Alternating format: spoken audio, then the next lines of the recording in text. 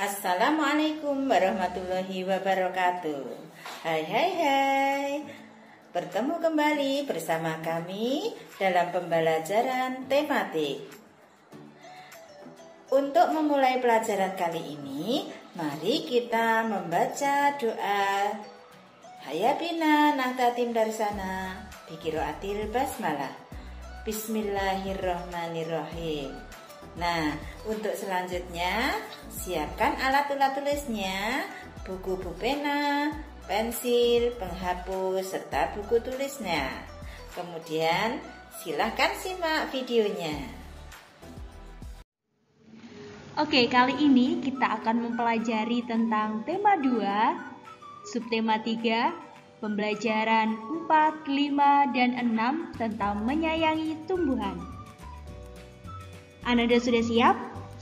Silakan buka buku temanya halaman 161. Pada pembelajaran PPKN, kita akan mempelajari tentang hak dan kewajiban anggota keluarga di rumah. Masih ingatkah kalian apa saja hak dan kewajiban setiap anggota keluarga di rumah? Sebagai kepala keluarga, ayah berhak untuk disayangi dan dihormati oleh seluruh anggota keluarga di rumah. Ayah memiliki tugas mencari nafkah dan memenuhi kebutuhan seluruh anggota keluarga. Sedangkan ibu biasanya mengurus rumah tangga, contohnya memasak dan mengurus keperluan seluruh anggota keluarga. Ayah dan ibu memiliki kewajiban mendidik dan melindungi anak-anaknya. Anak-anak juga memiliki peranan yang sangat penting dalam keluarga. Selain belajar dengan tekun, seorang anak sebaiknya membantu pekerjaan orang tua. Anak-anak dapat membantu ibu mencuci piring dan merapikan rumah. Seorang anak juga wajib menghormati kedua orang tuanya. Dan anak-anak memiliki hak untuk disayangi, dilindungi, dan dipenuhi kebutuhannya oleh orang tuanya. Kita perlu menjaga keseimbangan antara hak dan kewajiban. Karena hal yang demikian itu merupakan salah satu contoh pengamalan dari sila kelima Pancasila, yaitu keadilan sosial bagi seluruh rakyat Indonesia. Selanjutnya, yakni tentang melaksanakan hak dan kewajiban di rumah. Kamu telah mengetahui hak dan kewajiban setiap anggota keluarga di rumah. Setiap anggota keluarga memiliki hak dan kewajiban yang harus dilaksanakan. Semua kewajiban sebaiknya dilaksanakan dengan tulus dan bersungguh-sungguh. Karena dengan melaksanakan kewajiban, setiap anggota keluarga dapat saling membantu. Selain itu, kita juga dapat meringankan tugas anggota keluarga lainnya. Nah, setiap anggota keluarga juga sebaiknya dapat diterima dengan baik. Dengan menerima hak, setiap anggota keluarga akan merasa dihargai dan disayangi. Selanjutnya, yakni bekerja sama dalam melaksanakan tugas di rumah. Kamu sudah mengetahui bahwa kita perlu menjaga keseimbangan antara hak dan kewajiban, bukan? Kamu juga sudah mempelajari hak dan kewajiban setiap anggota keluarga di rumah. Nah, setiap anggota keluarga memiliki tugas dan peran yang berbeda-beda. Walaupun memiliki tugas yang berbeda, setiap anggota keluarga tetap harus saling membantu. Tolong-menolong dan kerjasama akan membuat pekerjaan menjadi lebih ringan dan cepat selesai.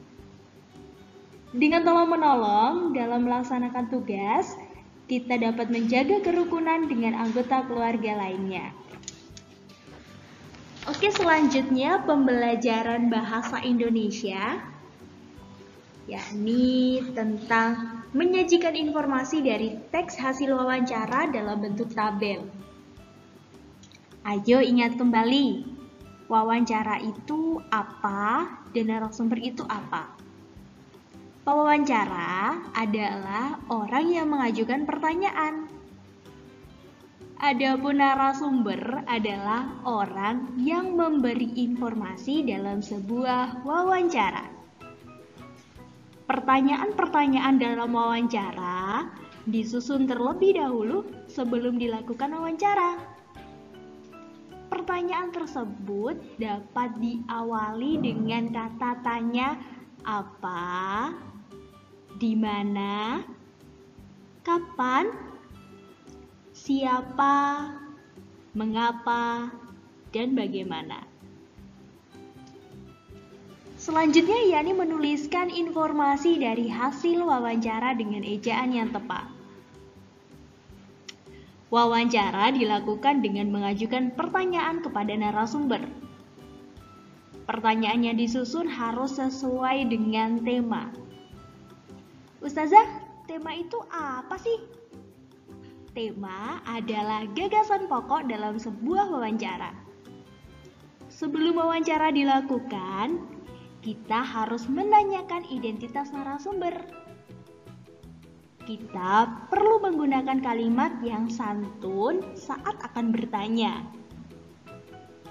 Nah, hasil wawancara akan ditulis menggunakan kata-kata baku dan ejaan yang tepat sesuai dengan pedoman umum ejaan bahasa Indonesia atau biasa yang disingkat dengan PUEBI. Selanjutnya, yakni menuliskan laporan sederhana dari hasil wawancara. Kamu telah melakukan wawancara. Hasil dari wawancara ditulis menggunakan bahasa yang baku. Setelah mendapatkan hasil wawancara, baiknya ditulis menggunakan bahasa yang baku pula. Setelah mendapatkan hasil wawancara, kita dapat membuat laporan hasil wawancara. Laporan hasil wawancara berisi topik wawancara, tanggal wawancara, nama narasumber, dan nama pewawancara. Setelah itu kita dapat menuliskan daftar pertanyaan dan jawaban yang telah diberikan. Nah, laporan hasil wawancara harus ditulis menggunakan kata-kata baku dan ejaan yang sesuai dengan pedoman umum ejaan bahasa Indonesia. Oke, saatnya kita memasuki pelajaran yang paling kita tunggu-tunggu, apalagi kalau bukan matematika. Nah, kali ini kita akan menyelesaikan masalah penjumlahan menggunakan garis bilangan part 1. Kamu dapat menyelesaikan soal cerita penjumlahan menggunakan garis bilangan. Sebelum menyelesaikan soal, bacalah soal dengan cermat. Karena setelah membaca soal, kamu harus membuat kalimat matematikanya. Selanjutnya, kita dapat melakukan penyelesaian dengan menggunakan garis bilangan. Agar tidak bingung, mari simak contoh berikut ini. Dedi menyambung 2 potong kayu dengan panjang masing-masing 8 cm dan 7 cm. Berapa sentimeter panjang kayu hasil sambungan tersebut? Penyelesaiannya yakni soal tersebut dapat dituliskan dalam bentuk kalimat matematika 8 ditambah 7. Nah, Ananda yang pertama kali lakukan yakni menggambar garis bilangan. Lalu tarik garis bilangan dari 0 menuju ke 8. Nah, dari 8 silakan ditambahkan 7. 8 ditambah 7 sama dengan Ya, betul sekali. 15. Jadi, panjang kayu hasil sambungan tersebut yakni 15 cm. Dengan menggunakan garis bilangan, masalah penjumlahan jadi makin mudah. Agar tidak bingung, mari kita lanjutkan penjelasan selanjutnya. Nah, seperti yang di awal, yakni menyelesaikan soal cerita penjumlahan menggunakan garis bilangan. Nah, Ananda sebelumnya telah mengetahui cara menyelesaikan soal cerita penjumlahan menggunakan garis bilangan, bukan? Untuk menyelesaikan soal cerita dengan benar, kita perlu memperhatikan bilangan-bilangan yang akan dijumlahkan. Bilangan-bilangan tersebut akan menentukan panjang panah yang akan kita gambar di atas garis bilangan. Oke, saatnya penugasan.